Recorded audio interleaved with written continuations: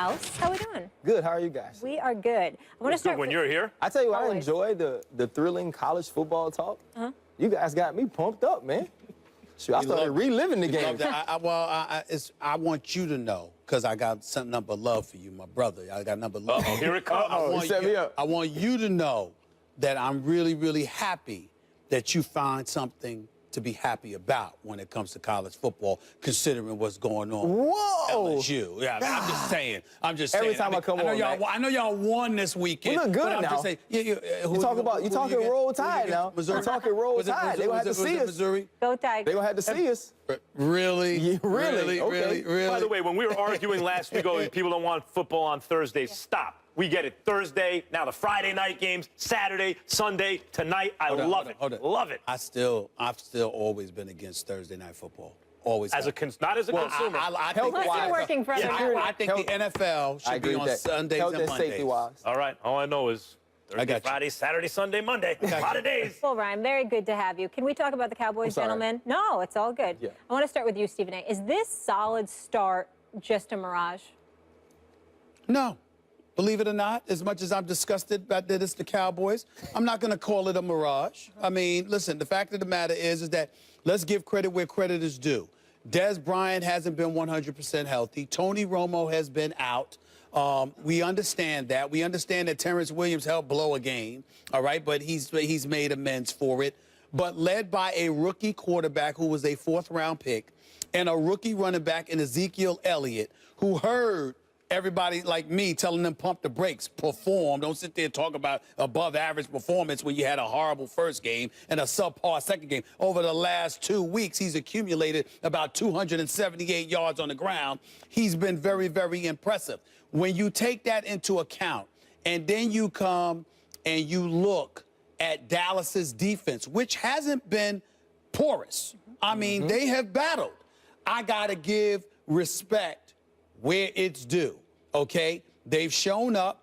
They've played. They're 3-1 after 4 games. Rookie quarterback, rookie running back, offensive line. By the way, no surprise here. They are leading the league in first downs or on the ground. So they know who they are.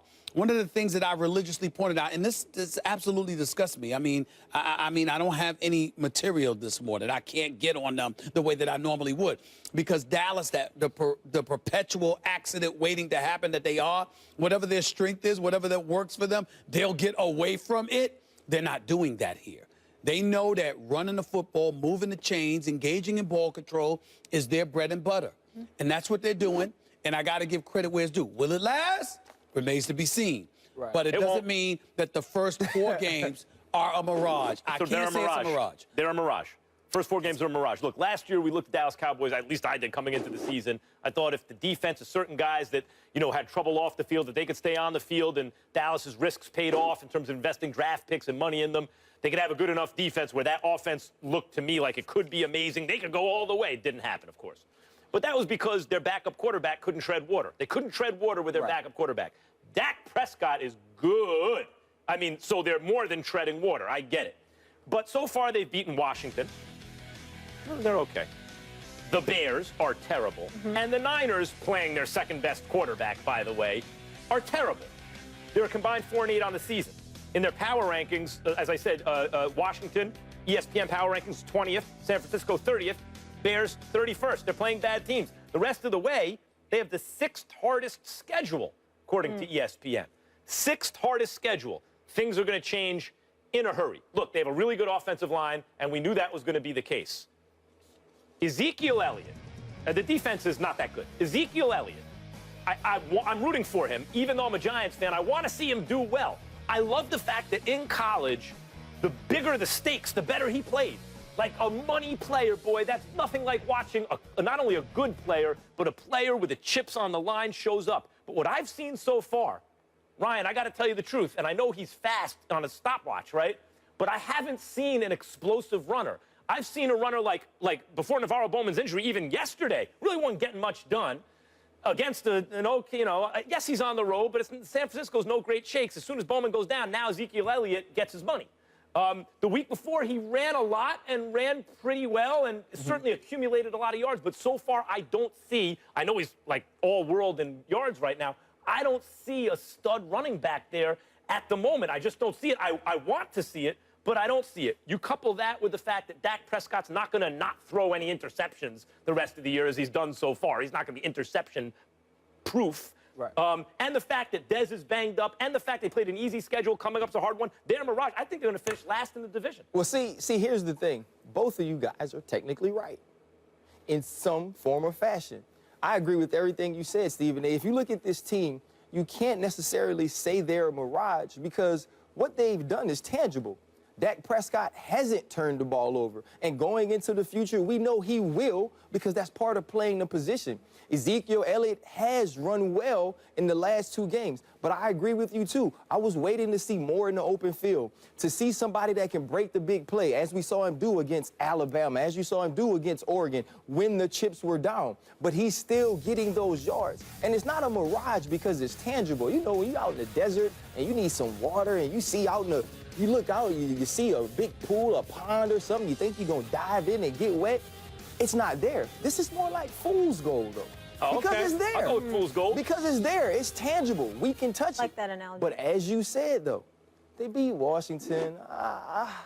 You know, you beat Chicago. Everybody, obviously, other than Detroit, can beat them.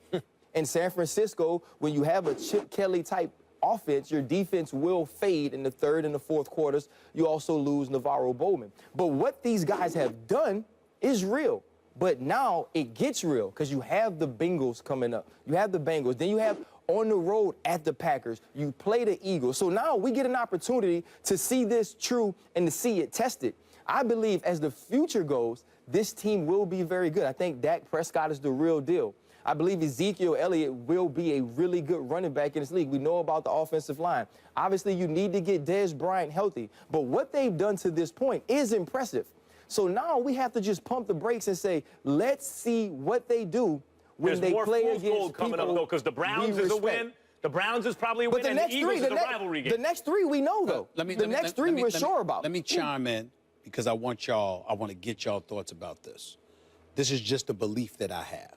Didn't play in the NFL. You did, so I'll defer to your expertise. Want yours, too. Here's what I'm thinking. Last year, the Dallas Cowboys were 4-12, all right? Still a top 10 running game. Year before, they were 12-4. Went to the playoffs, the catch that wasn't a catch, et cetera, et cetera. They had the number 2 running back in the number 2 running game in the NFL. Where are they right now? Number 2. So what I'm saying to you is that we're looking at competition. I'm getting y'all giving me competition, and I'm not poo-pooing that. Cincinnati, Green Bay, Philadelphia over the next 3 weeks, Pittsburgh after you go against the Browns, and Baltimore. And then a home game against Washington, which won't be easy. And then after that, Minnesota and the New York Giants. I understand. The reason why I want to show, I know it's sacrilegious for me to do this, the reason why I want to show the Dallas Cowboys respect is not because of their record. It's because of why. It's the fact that they are leaning on who they are. They have shown a propensity to run the football against anybody. And that's what they're doing. But now, if they were doing it because Dak Prescott was throwing footballs all over the place in 400-yard games, that would be different. But running the football and moving the chains, to me, they can do that with that offensive line against anybody. No, I believe that they can run the football and move the chains. We've seen that. We're not. I agree with you that the things you pointed out about this team are true. I also believe they haven't beaten good opponents. And so for me, I need to see Dak Prescott do this under pressure. I need to see him perform when it counts against a team whose defense I respect. You look at the games that they've won defensively, the things that they've done.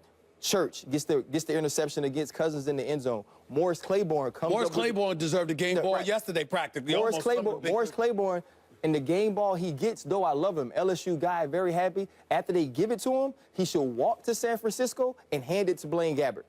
Right. Because you don't throw the ball before the sticks on 4th down and allow me to hit. When Torrey Smith hasn't beaten the inside, you lead him and allow him to go get the ball. Now, Morris has played very well. I don't think he meant the throw where he threw. The throw went. Right, but what I'm saying is, this team has played well until this point.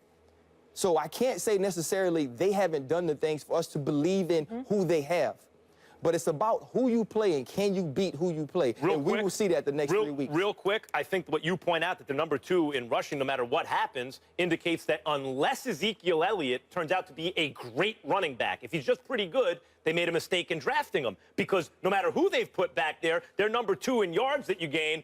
What do you need Ezekiel Elliott there for when you're drafting up high? You go get a defensive impact player, since that's where you're hurting. And I'm saying I don't know if this is the week to say that after the last 2 weeks that he's had. He's right. Combined with the fact that if you got a 3-headed monster in him, Alfred Morris, when Darren McFadden comes back, if your signature is running behind that offensive line, then there's nothing wrong with buffering the position. Good for Ezekiel Elliott. Happy for him. But Max is calling it a mirage. Stephen A. says, no, Ryan uses fool's gold. But we want you guys to put in your 2 cents here. Is the Cowboys' success legit, or is it a mirage? Vote on Twitter. We'll share those results a little later in the show. Ryan, you are staying put, which we appreciate. A week after suffering the franchise's worst loss in 27 years, Stephen A., the Steelers responded in a big way on Sunday night. Le'Veon Bell didn't skip a beat in his return from a 3-game suspension, violating the NFL's substance abuse policy, rushing 18 times for 144 yards. Big Ben Roethlisberger threw 5 TD passes for the 5th time in his career. Pittsburgh crushed Kansas City 43-14 on Sunday night. You must be feeling better, but okay. I'm feeling much better. Good. I'm feeling much better. I didn't like having to go off about the Steelers after they lost to the Eagles. And I certainly don't like saying that my favorite coach in the world, Mike Tomlin, had a bad day. Yeah. I don't like that. You just called him out to make sure I didn't call him out. I just say he had a bad day. I called the players out. You know what I'm saying? The only reason I mentioned him because you're the coach. I mean, your team didn't look like they wanted to play. And Mike T, as you well know, will openly, man, call it like you see it. That's why he rolls like that. He's a man's man. They didn't show up last week. They were an embarrassment and a disgrace to the Pittsburgh Steelers organization and tradition, and they deserve to be called out the way that they did. But they showed up last night and made Kansas City look like they looked a week earlier. That is the Steelers that I know. Those are the Steelers I expected to see. I am very proud on this day that they showed up and made amends for that debacle that they gave us the week before, and all is well with the world now, with the exception of when Brady comes to town. Other than that, I am feeling very, very good about my Steelers. Once again, I am proud that you showed up and reminded the world that you're actually football players, because they looked like a bunch of chumps the week earlier. And that is inexcusable. And you know I'm right. They did look like chumps against the Eagles. They didn't show up that game. That is not good. Losing is one thing. But not losing it was one thing, but not like that. Not like that. I agree with that. Okay. Ryan, you know this organization inside and out. Do you want to jump in before I get into it? Well, because he can adjudicate this debate. This is a Le'Veon Bell game. Le'Veon Bell has been the best running back when he's on the field in football, college or pro, anywhere in the world, by so much it's not worth talking about when he's on the field, and he did it again last night. Not only the 144 yards, but the 89 yards after contact, which is by far an NFL best this season. But it's not just the production, which is absolutely all-world elite. It's the fact that you have to account for him. They split him out wide. They put him in the slot, out of the backfield, catching passes, running the ball. He is one of these Marshall Faulk, LaDainian Tomlinson style players, and he's on that level wherever you want to put him. Maybe not ahead of Marshall Faulk, but he's up on that elite level I've ever seen doing all those things. And he's a player like, you know, when I go on about Odell Beckham Jr., it's not just the production, it's the amount of resources other teams' defenses have to put towards that guy. Or Lamar Jackson, we saw it again. So much of your game plan, so much of your resources on your team, which are finite, you don't have infinite resources on the field, have to go to stopping Lamar Jackson or accounting for him. It opens things up for other guys. You can say the same thing about Aaron Rodgers, Cam Newton, Andrew Luck, whether they're on good teams or bad teams, whether they're putting up the numbers or not. They make players around them better by the sheer fact that the other team has to game plan for that guy. That's what Le'Veon Bell did, and you saw the difference in the Steelers without him and with him, night and day, and the Chiefs are a good team. Yeah. So it's my turn. Absolutely 100% right. Le'Veon Bell is the best running back in the NFL all around. It's not close. It's not a debate. It's nothing we probably even need to talk about here, because if anybody disagrees with you, then they don't know football. We saw what he brings to the table last night, the way they moved him around. But the Pittsburgh Steelers, the reason they won this game, the MVP of this game, they go by the name of Wentz, Sproles, Smallwood, Matthews. Prep them up. Yep. Barner. Because see what happens, right? When you're doing well and you feel real good, like me and my son had this issue, right? This summer, they were doing all these camps, and he was getting all these interceptions. I'm like, hey, Jordan, you're not running. Jordan, you're not doing this, you're not doing that. But he was doing so well, and everybody was talking about him so good, he just didn't want to listen to Dad. And then you get to the first jamboree, and he doesn't play as well. And then we watch the film, and he's not hustling. And so now I can talk to him any kind of way I want to and be as disrespectful as I want, because now you've shown me you don't listen, and it has now affected you. That's what Todd Haley said. But Ryan, Todd there's Haley, more than that, I think, going on no, here. there's not more than that. Todd, listen, this team in the last 5 games averages over 30 points a game in Pittsburgh. No, what I'm That's saying what they do. What I'm saying is, you said, I thought you were going here with that, and I agree with this point in terms of the ball going to Wentz or these guys. You're facing a similar offense. You just faced Peterson, now you're facing Andy Reid. There's a pretty good way to prep for Andy Reid is Peterson the week before. Well, listen, Spencer Ware fumbles. Cam Hayward tips the ball and gets an interception and is down here for that. Marcus Peters, one of the best ball hawks in the league. If you watch his film, he's sloppy. He doesn't press well. He's a guy that always looks at the quarterback. You run by him with Sammy Coates earlier. Now you have a safety who decides to take an over route on a tight end instead of lean to Antonio Brown. That has nothing to do with scouting Doug Peterson because of Andy Reid. That just has to do with not playing sound defense and playing sound ball offensively. This is what happened. The Steelers were feeling really good about themselves coming into this season and the way they played in the first 2 weeks. Now, Coach Tomlin breaks them down and says, hey, we're going to watch this film as a team. Ben Roethlisberger, you're going to be accountable. Antonio Brown, you're going to be accountable. Defensively, Lawrence Timmons. Defensively, Mike Mitchell. We're going to talk about this together. I'm going to point out what you're doing in front of your teammates. So now, what do I say if I'm Ross Cockrell? What do I say if I'm Villanueva? That's true. That's how Greg Popovich treated Tim Duncan all of those years. And because you could coach Tim Duncan, you could coach everybody else. I get what you're saying. But that's why I would give the credit to Mike Tomlin, because of that. Because after that debacle against Philadelphia, you go back to the film room, but you also and you motivate them and show them how they didn't show up because they were feeling themselves just a little bit too much. If you take Le'Veon Bell off the field, that is not the same. I hear what you're saying. I'm not arguing against that point. What I'm saying is Le'Veon Bell makes the difference. You cannot defend anyone else on the Pittsburgh Steelers the same way because he's on the field. Not just that they can move him around, but the elite way he can play at every position you move him to. We're not going to poo-poo anything about Le'Veon Bell because we know all around he's the best coming out of the backfield. We get that, but the flip side to it, he had a 1,361-yard season in 2014. Wasn't eligible to play for the playoffs, got injured again in that wild-card playoff loss to the Baltimore Ravens. Only played 6 games last year.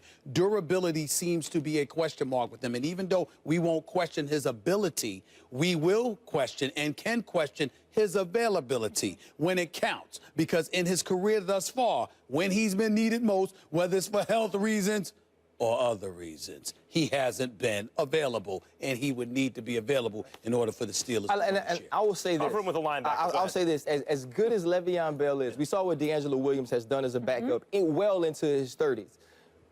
The person they can't lose is number 7.